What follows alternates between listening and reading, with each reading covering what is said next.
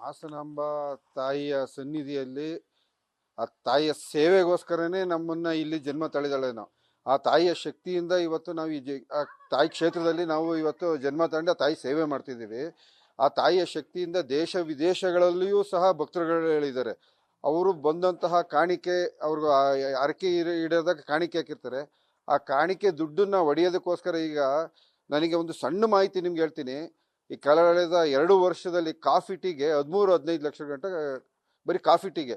ಅಧಿಕಾರಿಗಳು ಏನು ಇದನ್ನ ಕಾಫಿ ಟೀ ಮಾರಿದ್ರೆ ವಾಪಸ್ ದುಡ್ಡಾರ ಬರುತ್ತೆ. ಇವ್ರು ಕಾಫಿ ಟೀ ಕುಡಿಯೋಕ್ಕೋಸ್ಕರನೇ ಏನಾದ್ರು ಜಾತ್ರೆ ಮಾಡ್ತಿದ್ದಾರೆ ಏನೋ ಅನ್ನೋದು ಗೊತ್ತಿಲ್ಲ. ಅದೇ ರೀತಿ ಹಲವಾರು ಇದಾವೆ, ಇನ್ನೂ ಹೇಳ್ತಾ ಹೋದ್ರೆ ತುಂಬಾಗಳಿದಾವೆ. ಅವನ ಮೇಲೆ ಒಂದು ಟೆಂಡರ್ನೇ ಕ್ಲೋಸ್ ಮಾಡಬೇಕು. ವ್ಯಕ್ತಿ ಅವನ ಟೆಂಡರ್ನೇ ಕೊಡಂಗಿಲ್ಲ, ಅವನಿಗೆ ಅವನ ಮೇಲೆ ಬ್ಲ್ಯಾಕ್ ಲಿಸ್ಟ್ಗೆ ಸೇರಿಸ್ಬೇಕು. ಅವನ ಮೇಲೆ ಕ್ರಮ ಕೈಗೊಳ್ಳೋದಿಲ್ಲ. ಅವನಿಗೆ ಹೆಂಗ್ ಬೇಕು ಅವನಿಗೆ ಅನುಕೂಲ ಆಗಂಗೆ ಏನಿದೆ. ಕಳೆದ ವರ್ಷ ಎಷ್ಟಾಯ್ತು, ಆಚೆ ವರ್ಷ ಆಯ್ತು? ಕಳೆದ ವರ್ಷ 13 ಲಕ್ಷ ಅಂತ ಹೇಳಿದ್ದಾರೆ, ಆಚೆ ವರ್ಷ 15 ಲಕ್ಷ ಅಂತ ಅಧಿಕಾರಿಗಳು ನನಗೆ ಮಾಹಿತಿ ಕೊಟ್ಟಿದ್ದು. ಈ ತರ ಹಾಕಿದ್ದಾರೆ ಸರ್ ಅಂತ. ಅದಕ್ಕೆ ನಾನು ಮಾಹಿತಿ ಹಾಕಲಾಗ್ತೆ, ನನಗೆ ಮಾಹಿತಿನೇ ಕೊಡ್ತಾ ಇಲ್ಲ. ಮಾಹಿತಿ ಅಧಿಕಾರಿ ಕೇಳಿದ್ರೆ ಸರ್ ಇವತ್ತು ಕೊಡ್ತೀವಿ ಅವತ್ತು ಕೊಡ್ತೀವಿ ಅಂತಾರೆ. ಒಂದು ಲೆಟರ್ ಬರುತ್ತೆ, ಕೋರ್ಟ್ ನಡೆದಿದೆ, ನನಗೆ ಕರೆದಿಲ್ಲ. ಇನ್ನೇನೇನು ಭ್ರಷ್ಟಾಚಾರ ಸರ್ ನನ್ನ ಪ್ರಕಾರ ನೋಡಿ, ಇದೊಂದು KBಲಿ 22-23ರಲ್ಲಿ ಒಂದು ಹಗರಣ ಆಯ್ತು, ಒಂದು ವಿದ್ಯುತ್ ಅವಘಡ ಆಯ್ತು. 23-24ರಲ್ಲಿ ಅವಘಡದಲ್ಲಿ ನಾನೇ ಮಾಹಿತಿ ಹಾಕೊಂಡಿದ್ದೀನಿ. ನೋಡಿ, ಇಲ್ಲಿ ವಿದ್ಯುತ್ ಇಲಾಖೆ, ಚಾಮುಂಡೇಶ್ವರಿ ವಿದ್ಯುತ್ ಇಲಾಖೆಯವ್ರು ಕೊಟ್ಟಿದ್ದಾರೆ, ಗ್ರೂಪ್ಸ್ ಅವ್ರ ಮೇಲೆ ಕ್ರಮ ಕೈಗೊಳ್ಳಬೇಕು, ನಮ್ಮ ಇಲಾಖೆಯಿಂದ ಯಾವುದೇ ಥರದ ತೊಂದರೆ ಆಗಿಲ್ಲ ಅಂತ. AC ಅವ್ರಿಗೂ ಕೊಟ್ಟೆ ಮಾಹಿತಿ ಹಾಕೊಳ್ಳಿ. AC ಅವ್ರು ಏನಾದ್ರು ಅಧಿಕಾರಿಗಳಿಗೆ ಸೂಚನೆ ಕೊಟ್ಟರು, ಇವ್ರ ಮೇಲೆ ಆದಷ್ಟು ಬೇಗ 23ರಲ್ಲೇ ಕೊಟ್ಟಿದ್ದಾರೆ. ಇವಾಗ 25 ಮುಗಿತಾ ಬಂತು, ಆದರೂ ಅವನಿಗೆ ಟೆಂಡರ್ ಕೊಡಬೇಕು ಅಂತ ಅವನ ಮೇಲೆ ಕ್ರಮ ಕೈಗೊಳ್ಳಲ್ಲ.